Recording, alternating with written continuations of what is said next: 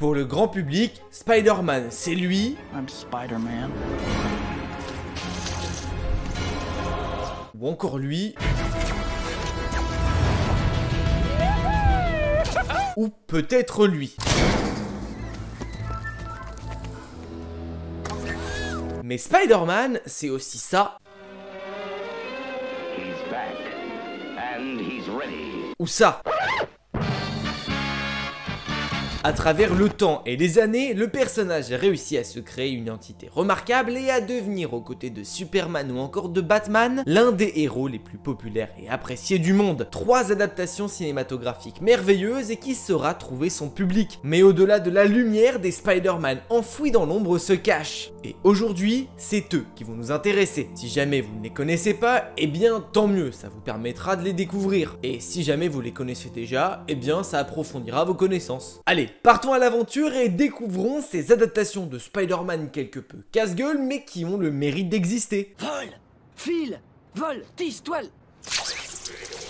Le début des années 2000 est un tournant pour le genre super-héroïque au cinéma. Spider-Man 1 ainsi que le film X-Men sont tous deux les précurseurs à la grande époque héroïque qui nous attendra quelques années plus tard. Si nous avons droit à des films Avengers avec un budget aussi grand, c'est en grande partie grâce à l'accueil critique de ces deux films. Le premier film de l'homme araignée sera poursuivi jusqu'au 3e opus, avant de se voir arrêté et reboot dans une toute nouvelle saga, avec les The Amazing Spider-Man, avant de finir une dernière fois par changer et d'intégrer Tom Holland en tant que nouveau Peter Parker. Si l'histoire officielle de Spider-Man est relativement réussie sur le devant de la scène, en amont, c'est tout de même beaucoup de galères et un grand chaos. Les films sont bons, mais la gestion, elle, pas du tout. Les droits du personnage ont toujours été une complication. Marvel Entertainment les a vendus dans les années 90 à cause d'un manque cruel d'argent. Sony s'est donc penché sur le rachat et ont décidé d'acquérir les droits du personnage. C'est pourquoi tous les films Spider-Man depuis Spider-Man 1 sont sous l'ordre de Sony. Concernant le Spider-Man de Tom Holland, certains accords ont été passés pour que le personnage fasse partie intégrante du Marvel Cinematic Universe.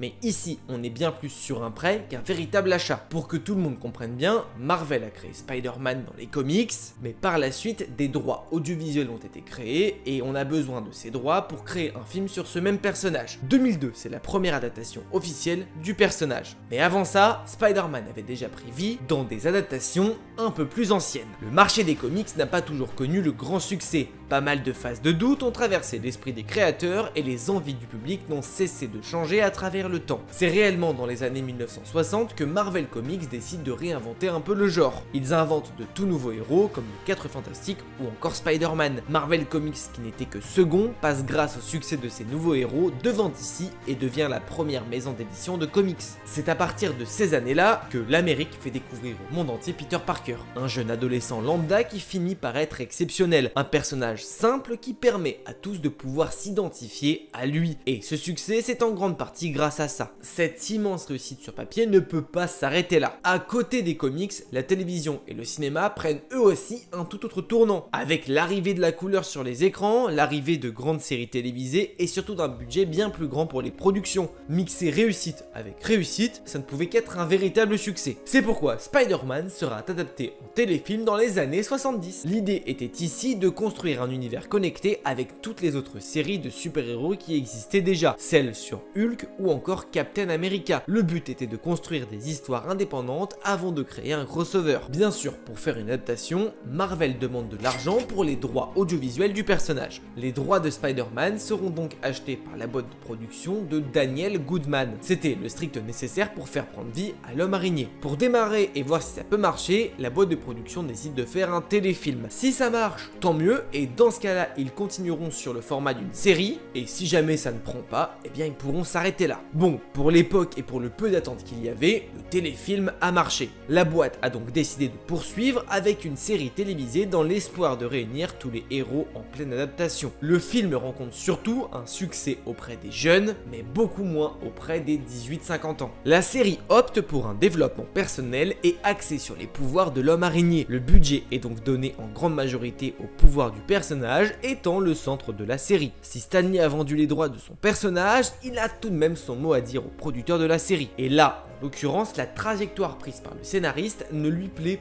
pas du tout. Ce qui fait qu'un héros devient grand et soit apprécié, c'est notamment par les combats et les victoires qu'il empoche. Par définition, pour avoir un grand héros, il faut de grands vilains. Mais c'était pas vraiment les plans du producteur, qui lui a préféré réellement se centrer sur Spider-Man et sur ses pouvoirs. Ce qui l'entourait, c'était pas trop son problème. Mais le problème de ça, c'est qu'on fait assez vite le tour. La série prend donc très vite un tournant barbant et assez mal représentatif de ce que les gens aimaient dans les comics. Après une première saison dithyrambique, une deuxième verra tout de même le jour. Les réalisateurs et producteurs feront quelques efforts pour qu'un public plus aguerri apprécie également. Ils modifient 2-3 trucs, histoire d'avoir une histoire bien plus adulte. Mais malheureusement, ça ne suffira pas pour prolonger la durée de vie de la série, avec en prime une diffusion de la saison 2 complètement chaotique. Il y a en tout un peu moins d'une dizaine d'épisodes, mais chaque épisode sont mis à 2 mois d'intervalle à chaque fois, ce qui est compliqué pour suivre le fil conducteur de la série. L'accumulation d'épisodes espacés, une qualité douteuse et une obstination pour un scénario très limité fera que la CBS, chaîne qui diffusait le programme, s'arrête là. Cette dernière préférera donner de l'argent à des séries comme l'Incroyable Hulk, qui sont des adaptations de super-héros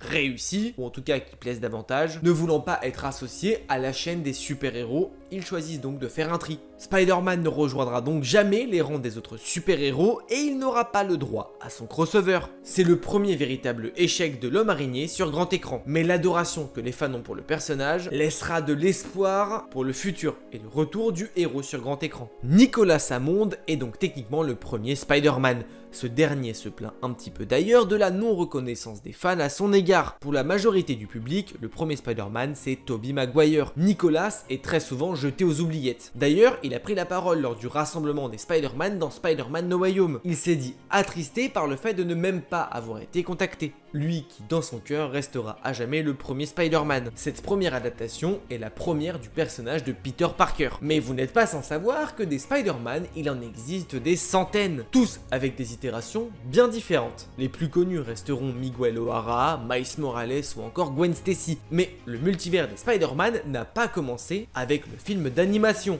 bien au contraire. Et pour découvrir cela, il va falloir voyager et traverser l'océan Pacifique pour se rendre sur le monde asiatique et plus précisément au Japon. En Asie, le genre super-héroïque n'est clairement pas le domaine le plus rentable. Ce n'est pas quelque chose qu'ils connaissent véritablement, leur culture et leurs coutumes n'étant pas du tout celle-ci. Si les Américains idolâtrent des êtres fantaisistes ou imaginaires, les Asiatiques et plus précisément les Japonais sont bien plus adeptes des êtres réels et des guerriers samouraïs ayant pris part dans des guerres au cours de leur histoire. Bon, après c'est vrai qu'ils ont tout de même un fantasme pour les robots et les mechas. Mais voyant le succès ascendant des super-héros outre-océan, la culture japonaise commence peu à peu à s'intéresser à ce qui pourrait marcher. C'est pourquoi il crée Suppodaiman, le Spider-Man japonais.